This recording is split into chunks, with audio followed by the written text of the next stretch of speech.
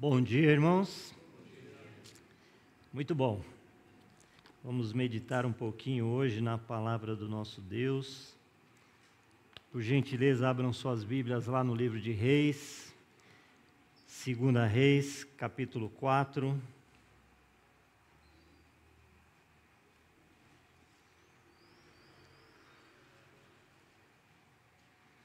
Segunda Reis, capítulo 4, versículo 23. Amém? Diz assim a palavra do nosso Deus: E disse ele: Por que vais a ele hoje? Não é lua nova e nem sábado. E ela disse: Tudo vai bem. Vamos orar. Senhor Deus, muito obrigado, ó Pai, por esse dia. Queremos te agradecer, ó Deus, por esses instantes que nós podemos nos reunir para te louvar, te engrandecer, estudar um pouco da tua palavra, ó Pai. Que teu Espírito Santo hoje fale aos nossos corações e que nós possamos sair daqui hoje, ó Pai, diferente de como nós entramos, ó Pai, transformados com a tua palavra. É no nome do teu Filho amado Jesus que nós te oramos. Amém. Muito bem, meus amados irmãos. Certa vez eu levei um casaco para lavar e eu parei para conversar com o dono do estabelecimento. Eu falei assim: sua esposa? Ele falou assim: olha, ela está no hospital. A mãe dela veio para São Paulo junto com o pai dela e o seu pai acabou passando mal. Eles moram no interior e foi para o hospital, acabou ficando internado. Ah, tá bom, conversamos, tal, tudo bem, deixei o que eu tinha que deixar lá para lavar, voltei, fui embora, voltei depois para pegar. E aí, como é que tá? Ah, ele continua internado, mas está tudo bem. Falei, tá bom, peguei meu casaco e fui embora. Na outra semana eu voltei para deixar outro casaco com ele lá, né? Porque eu tinha uns casacos que estavam guardados, estava chegando frio, vamos lavar, né? Lavar em casa é meio ruim, lavar esses casacos. E voltei. Tudo bem com você? Tá tudo bem. Sua esposa, porque a esposa dele que ficava sempre na lavanderia, né?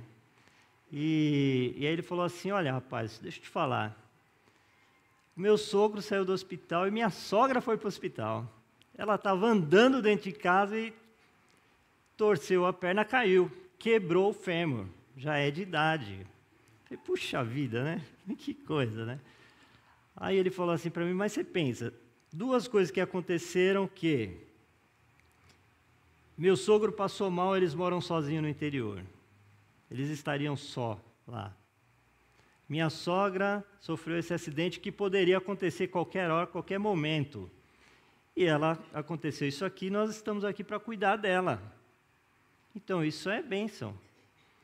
E aí ele me citou um versículo e falou assim: lembra da Sunamita? Eu falei assim: lembro, ele é crente, né? Lembro. Então, ela falou uma frase que ela dizia assim: vai tudo bem. Então, vai tudo bem. E eu fiquei com aquilo na cabeça, irmãos.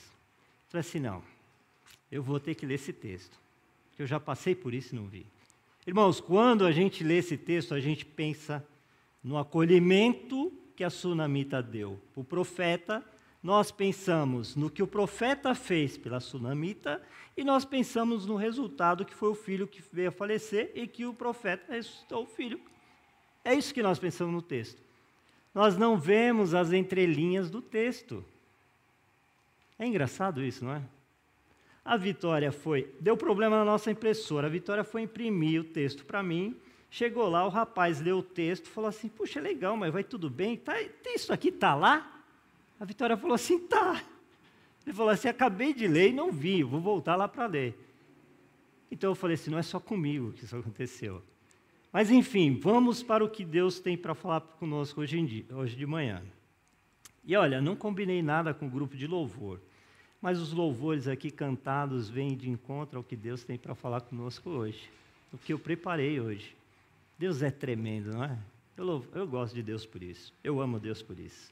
Mas vamos lá, versículo 8 diz assim: Sucedeu também um dia que, indo Eliseu a Sunem, havia ali uma mulher importante, a qual o reteve para comer pão. E sucedeu que, todas as vezes que passava por ali, entrava para comer pão. E ela disse ao seu marido: eis que tenho observado que este que sempre passa por nós é um santo homem de Deus. Façamos-lhes, pois, um pequeno quarto junto ao muro, e ali ponhamos uma cama, uma mesa, uma cadeira, um candeeiro, e há de ser que, vindo ele a nós, para ali se recolherá. E sucedeu que um dia ele chegou ali, e recolheu-se àquele quarto, e se deitou.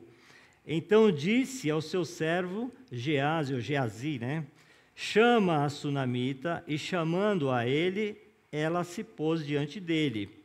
Porque ele tinha falado a Geazi, e diz-lhe: eis que tu nos tem tratado com todo o desvelo, que se há de fazer por ti? Haverá alguma coisa de que se fale por ti ao rei ou ao capitão do exército?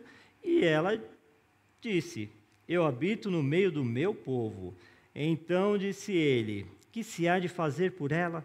E Geazi disse: ora, ela não tem filho, e seu marido é velho. Por isso, disse ele, chama-a, e chamando-a, ela se pôs à porta. E ele disse: a este tempo determinado, segundo o tempo da vida, abraçarás um filho. E disse ela: não, meu senhor, homem de Deus, não mintas a tua serva. E concedeu a mulher e deu à luz a um filho no tempo determinado, no ano seguinte, segundo Eliseu lhe dissera. E crescendo o filho, sucedeu que um dia saiu para ter com seu pai, que estava com os segadores, e disse a seu pai: ai, minha cabeça, ai, minha cabeça. Então disse a um moço: leva-o à sua mãe. E ele o tomou e levou à sua mãe, e esteve sobre os seus joelhos até o meio-dia, e morreu. E subiu ela e o deitou sobre a cama do homem de Deus, e fechou a porta e saiu. E chamou seu marido e disse: manda-me já um dos moços e uma jumenta, para que eu corra ao homem de Deus e volte. E disse ele: por que vais a ele hoje? Não é lua nova nem sábado. E ela disse: tudo vai bem. Então albardou a jumenta e disse ao seu servo: guia e anda, e não te detenhas no caminhar, senão quando eu te disser. Partiu ela, pois foi ao encontro do homem de Deus ao Monte Carmelo, e sucedeu que, vendo-a, o homem de Deus de longe, disse a Geazi, seu servo: eis aí a sunamita. Agora, pois, corre-lhe ao encontro e diz-lhe: vai bem contigo, vai bem com teu marido, vai bem com teu filho. E ela disse: vai bem. Até aqui, irmãos.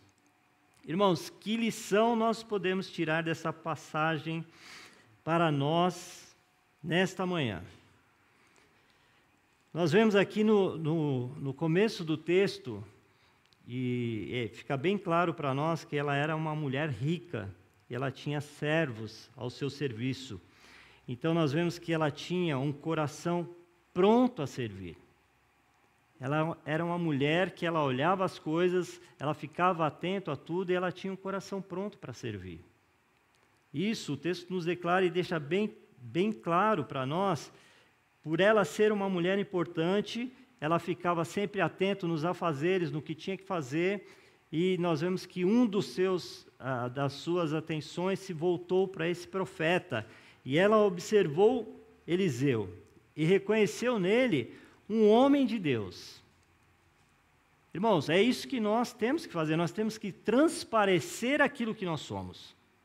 As pessoas têm que olhar em nós e ver Cristo resplandecendo em nós. Você vê que Eliseu não precisou falar nada, e ela reconheceu. O texto diz, olha, e ela disse a seu marido: eis que tenho observado, versículo 9, observado que este sempre passa por nós, é um santo homem de Deus. Então, irmãos, nós precisamos ficar atentos ao que acontece conosco. Precisamos ver as necessidades que nos envolvem aqui hoje. Eu louvo a Deus por essa igreja, porque essa igreja ela tem sempre é visto a necessidade de cada um. E eu fico grato por isso. Porque os irmãos se empenham em ver a necessidade um do outro. Alguém passou mal, alguém está sabendo que algum irmão está em necessidade, eles procuram os pastores, procuram os diáconos. Então eu louvo a Deus por isso, e que nós possamos continuar assim, porque nós somos uma família, nós somos um só corpo. E pensa, se um dedo está doente, a mão quase não funciona direito. Se a mão está doente, o braço quase não funciona direito.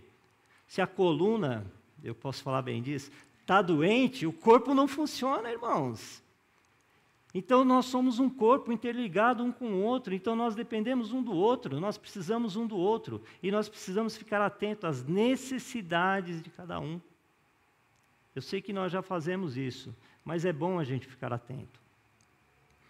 Continuando aqui, Eliseu, depois que ele viu o que a mulher fez por ele, que ela diz aqui, olha, façamos-lhe, pois, um pequeno quarto junto ao muro, e ali lhe ponhamos uma cama, uma mesa. Vamos deixar um negócio aconchegante para ele, para quando ele passar por aqui pela cidade, ele ter onde repousar, ele ter onde se deitar, ele ter onde descansar. E eu fico imaginando Eliseu, né, falando para o seu servo, olha, não vejo a hora da gente ir até aquela cidade lá de Sunem, porque lá a gente tem um quartinho, tem uma cama, dá para a gente repousar ali, né? Ficar bem, comer um pão fresquinho, né? Isso é bom. Né? A Bíblia não diz, é claro, eu estou imaginando. Né? A gente pode imaginar, a gente pode viajar nas entrelinhas, né? Então, Eliseu, quando ele vê tudo isso, ele pensa, eu tenho que retribuir de alguma forma isso. A gratidão, irmãos. Nós vemos aí gratidão. E Eliseu chama o seu servo, e o texto nos deixa claro isso, né? E pede para seu servo ver a necessidade dessa mulher. Eliseu, pensando em retribuir essa hospitalidade por toda a generosidade que ele recebeu, né? E essa é a palavra. E muitas vezes, irmãos, abrindo um parênteses aqui, nós temos que ser gratos a Deus por tudo que Ele faz por nós. Nós temos que agradecer a Deus todos os dias. Só pelo o instante de você acordar de manhã, levantar, já é um motivo de gratidão a Deus. O momento de você caminhar, de você poder comer, de você poder falar, de você poder rir, de você poder trabalhar, é uma forma de gratidão a Deus. Temos que agradecer a Deus por tudo que Ele tem feito por nós. Primeiro, de nos ter tirado daquele lamaçal do pecado, nos resgatado, nos garantindo uma vida eterna. Só aí já bastava, não precisava de mais nada. Mas às vezes nós somos ingratos. Às vezes nós reclamamos por qualquer coisa. Levou um tropeção, você já reclama. Puxa, esbarrou no irmão, já reclama. Mas nós temos que ser gratos a Deus. Temos que ser gratos às pessoas que de alguma forma nos ajudam também. Não é? E quando o profeta pede para o seu servo ir até a sunamita, conversar com ela, e aí os versículos de 11 até o 13, que nos diz assim, sucedeu que um dia ele chegou ali, recolheu-se àquele quarto e se deitou. E então disse ao seu servo Geazi, chama esta sunamita, e chamando a ele, ela se pôs diante dele, porque tinha falado a Geazi, diz-lhe, eis que tu tens tratado com todo desvelo, que se há de fazer por ti. Haverá alguma coisa que fale por ti ao rei ou ao capitão dos exércitos? E disse ela, eu habito no meio do meu povo. quando ela fala isso, eu habito no meio do meu povo, irmãos, dá a entender que ela fala assim, puxa, eu não preciso de nada. Eu estou bem, sabe? E eu não fiz nada pensando em receber nada. O que se dá a entender aqui é isso, eu estou bem. Você está aqui porque eu quis te ajudar, eu quis fazer. Mas eu não preciso de nada em troca, não precisa me retribuir com nada. E sabe que é dessa forma que nós temos que tratar. Quando nós fazemos alguma coisa, nós não precisamos fazer esperando algo em troca. Muitas vezes a gente quer um troco. A gente quer um troco. Irmão, vou te falar, já passou isso no meu coração. Eu não vou ser um hipócrita de dizer que não, eu vou fazer isso porque acho que eu vou ter uma vantagem ali. Entendeu? Mas não, irmãos, quando nós fazemos de coração aquilo que Deus propôs para nós, nós não esperamos nada de retorno, não esperamos nada de retorno, nem temos que esperar. E foi isso que essa mulher demonstrou para o profeta ali naquele momento. Eu não preciso de nada, fica em paz. Mas o profeta é teimoso. O profeta falou assim, não, ela precisa de alguma coisa para ela. E continuando aqui no texto, os versículos 14 em diante diz assim, e disse ele, que há de se fazer por ela? E aí o servo dele responde para o profeta o seguinte, olha, ela não tem filho, o marido dela já é velho, já é de idade avançada, um filho seria bom para ela, não é? Um filho seria bom. E eu penso, irmãos, que naquela época, toda mulher queria ter um filho na sua família. Tinha que ter alguém, um herdeiro, alguma coisa, não é? E Eliseu quer abençoar a vida dela, sabendo que ela não tem filhos, e aí promete para ela, faz uma promessa para ela, olha, daqui 1 ano, nesse mesmo período você vai ter uma criança, vai ter um filho. E ela fala, não, meu senhor, não mintas para mim, não mintas para tua serva. Entende-se que, não mintas para mim, meu marido já é de idade, não tem como sair nada daqui, Senhor. Entendeu? Não dá. E ela fica desacreditada, né? Ela não acredita muito nisso, mas depois de 1 ano, a promessa se cumpre. E quando nós olhamos aqui o versículo 17, que diz assim, concebeu a mulher e deu à luz a um filho no tempo determinado, no ano seguinte, segundo Eliseu lhe dissera. E aí do versículo 17 para o 18, nós temos aí uma passagem de tempo, um período que a gente não sabe dizer ao certo quanto que é isso, né? Porque quando nós entramos no versículo 18, já diz assim, crescendo o filho, sucedeu que um dia saiu para ter com o seu pai, que estava com os segadores. Segadores são aqueles que colhem grãos, não é? Então, a gente não tem, a Bíblia não nos relata esse tempo, a idade dessa criança, mas a Bíblia só fala que chegado um determinado tempo. E esse menino já crescido, ele foi para o campo, com seu pai, com os segadores, com aqueles que colhem grãos, e o menino se sente mal, passa mal, dor de cabeça, né, aquele sol, passou mal e veio a falecer, felizmente. A mulher, ela fica com ele no colo, como diz aqui no versículo 20, tomou a sua mãe, esteve sobre os seus joelhos até o meio-dia, e ele morreu. Irmãos, quando nós olhamos para essa cena, ou imaginamos essa cena, nós podemos ver o seguinte, a dor que aquela mãe sentiu de perder um filho que na verdade era um milagre para ela. Então imagina, puxa vida, eu não tinha um filho, de repente eu tive o filho, e de repente eu perdi o filho. Um milagre aconteceu na vida dela. Um sonho foi realizado ali para ela. Quantas vezes nós temos sonhos que não são concretizados?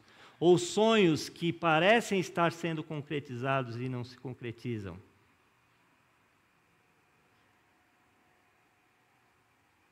Não sei se passava pela cabeça dela ter um filho ou não, mas ela acabou tendo um filho, e esse filho acabou se partindo. E quantas vezes nós ficamos frustrados com algo que sai do nosso controle? Algo que não se diz respeito a nós, às vezes uma doença acontece conosco, não está no nosso controle, um diagnóstico médico, não está. Sabe, eu encontrei com a irmã aqui uns meses atrás, e a irmã me abraçou com um sorrisão assim, e me beijou, eu falei, bom dia, ela, bom dia, tudo bem, está tudo bem. Mas a gente sabe que não está tudo bem, e ela falou, está tudo bem, rindo, alegre. Eu encontrei, o irmão chegou para mim, logo depois de tudo que aconteceu comigo, falou assim, e aí, está tudo bem? Eu falei, está tudo bem, está ótimo. Ele falou assim, mas está sempre tudo bem com você? Eu falei, está sempre tudo bem comigo. Está sempre bem comigo. Irmãos, isso aqui, ó, um dia, quando eu partir ou quando Cristo voltar, vai ser restaurado, irmãos. Isso aqui é só uma carcaça, isso aqui não serve para nada aqui. Só para doença mesmo, ué. Tem jeito.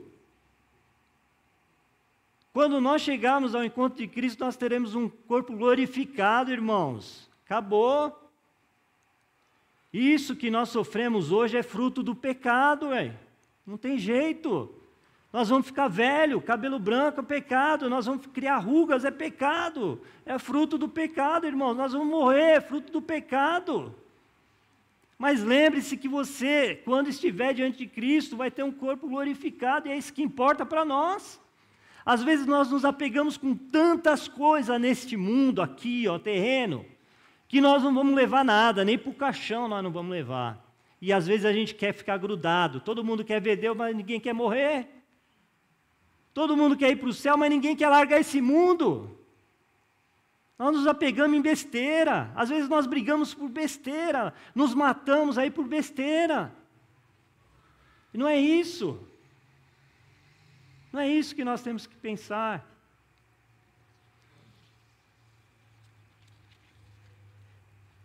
E aí o verso 21 nos diz assim, olha, e subiu ela e deitou sobre a cama do homem de Deus e fechou a porta e saiu. Notem, ela não levou para o quarto dela ou para o quarto da criança. Levou lá para onde? Para o quarto do profeta. Deitou ele lá, fechou a porta e saiu, não falou nada para ninguém. Quietinha. Irmãos, nós vemos que essa mulher, ela age de uma forma calma, ela não demonstra desespero, apesar de todo o sofrimento dela. Entende agora o que eu estou falando? Ela não entra em desespero com todo aquele sofrimento que ela acabou de passar ali. Lembra que eu falei que às vezes a gente entra em desespero com coisas tão pequenas?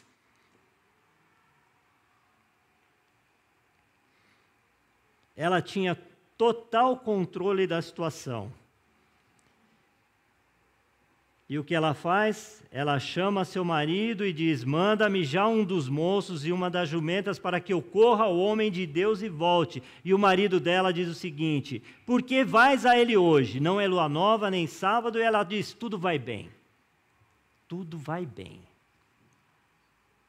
Está tudo bem. Ela vai ao encontro do profeta, ela vai ao encontro de Eliseu. Ela vai ao encontro do homem de Deus, daquele que teria resposta para a sua dor.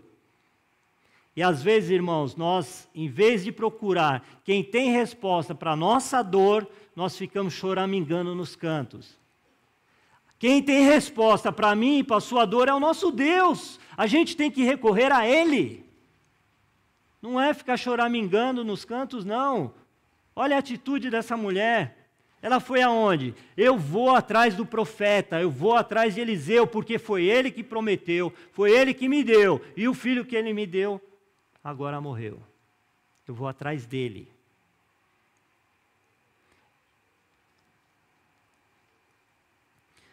Vá comigo lá para os Salmos 139.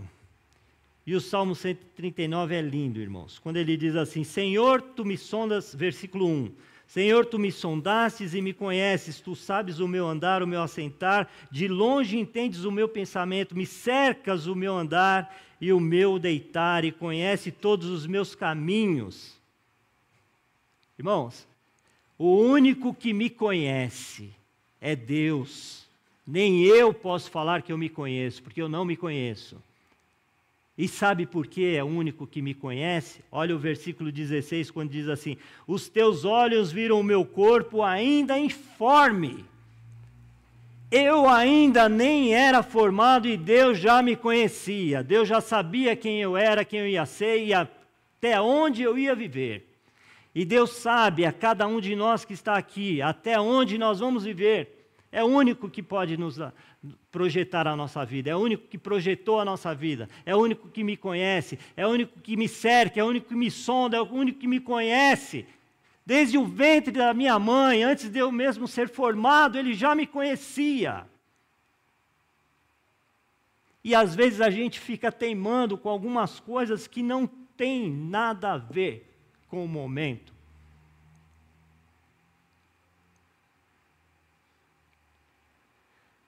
Quando nós vemos aqui que essa mulher ela vai ao encontro do profeta, eu pergunto, nós estamos indo ao encontro de quem nas nossas dificuldades? De quem eu estou indo ao encontro?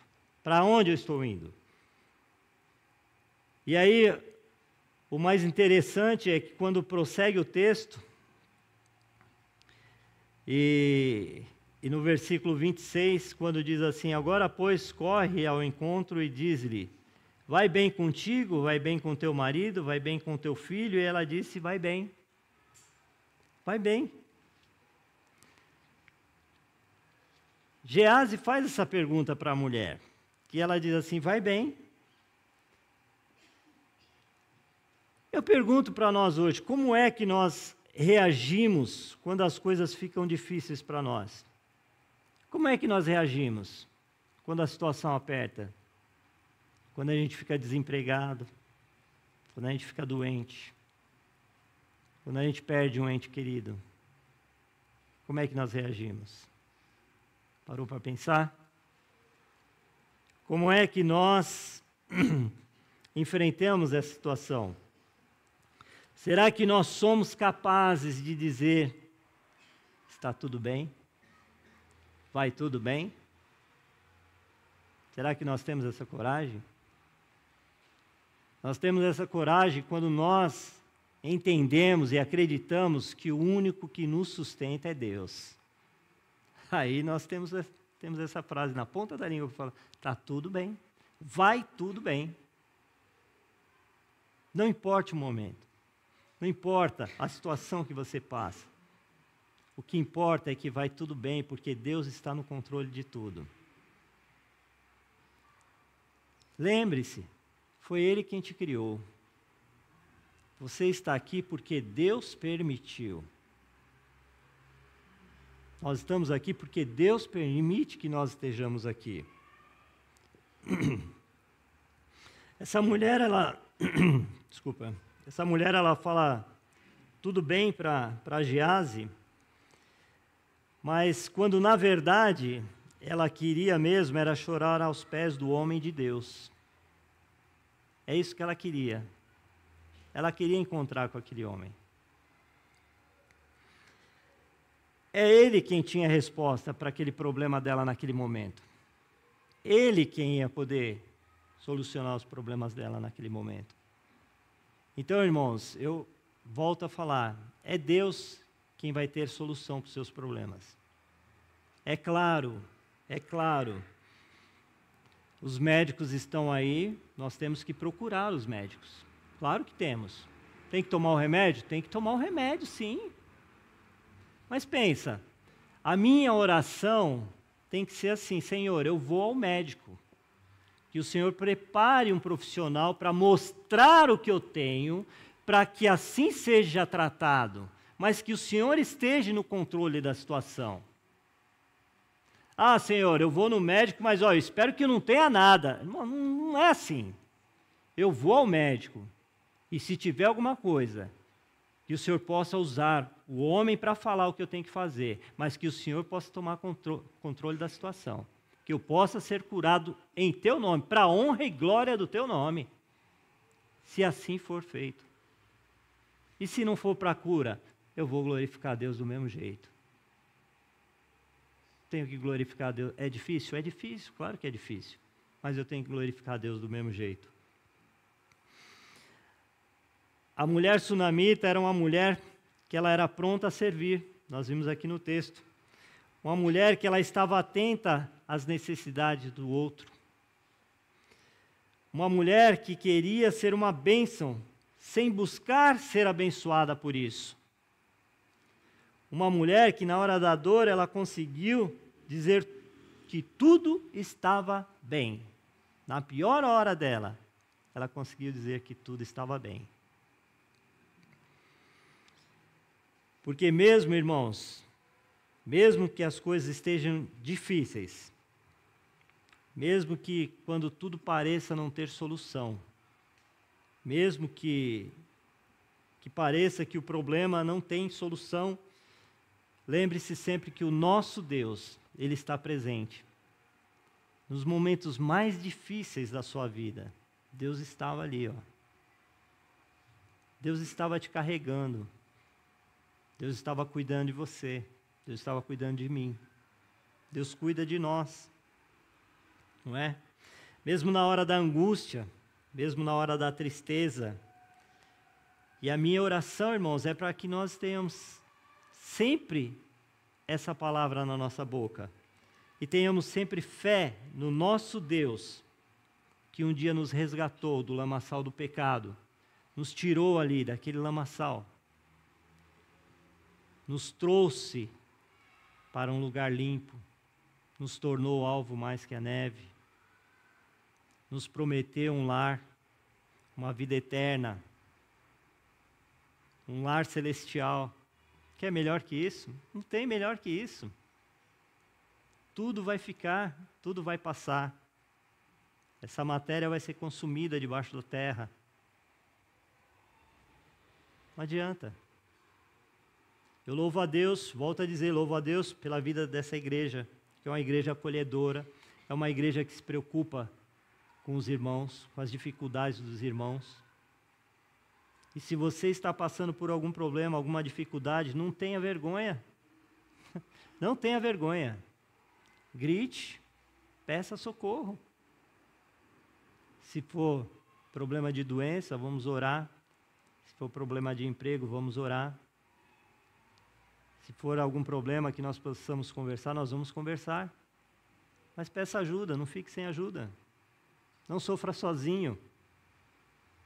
Não sofra sozinho. Quando nós olhamos lá em 2 Coríntios, vamos lá para 2 Coríntios, capítulo 12,